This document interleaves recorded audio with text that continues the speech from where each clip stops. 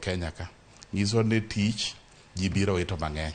Bentiere nyalruok moro amora ni sirkal nyalo yudo usuru moromo tiego budget margi. Nikech mano e gima gisigi wacho ni ok gidwar hola. Bentiere kamoro amora minyalo timo budget mar piny mok ikawo hola moro amora. Nikech mano e gima giuso ne jopiny sani. Mano ni hola ok gidwar ni ng'ada usuru mondo gik moko te mitimo ka otim mana gi usuru mantiere. Mano gi riambo nikech kata mana sani gi sirkal olo pile.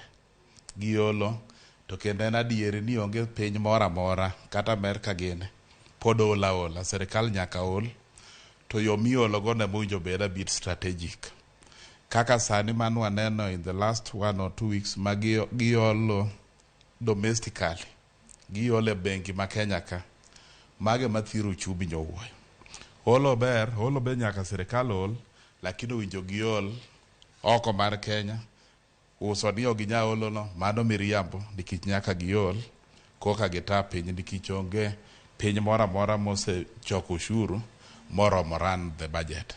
To hola man timore sani, wang'eyo ni usuru pesa ma ji dwaro ma dhongere luongo ni deficit rem manitiere en bilion 720.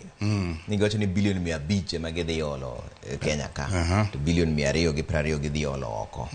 Giwacho ni gimomiyo gitimo mano en nikech wach mar interest medore ka giolo pesa mani oko. Omiyo koro giolo pesa mani Kenya kae. Mano bedo konyo, koso mano konyo yo moro amora. Strategically, sirkal wijol from oko.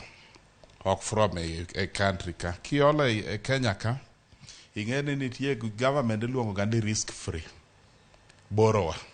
En ni an kimiye koholi to in gadieri no biro timore nade, obiro duoko. Koro kopo ni sirkal manigi gombo mar olo domestically ka, to bengi pes mageno go chiegni te gibiro olo sirkal.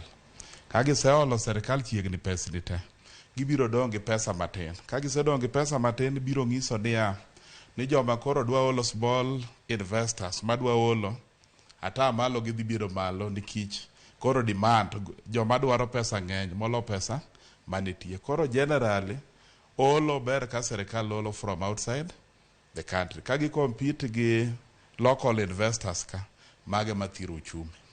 To gin giwacho ni mano to ema biro konyo nikech sani koro be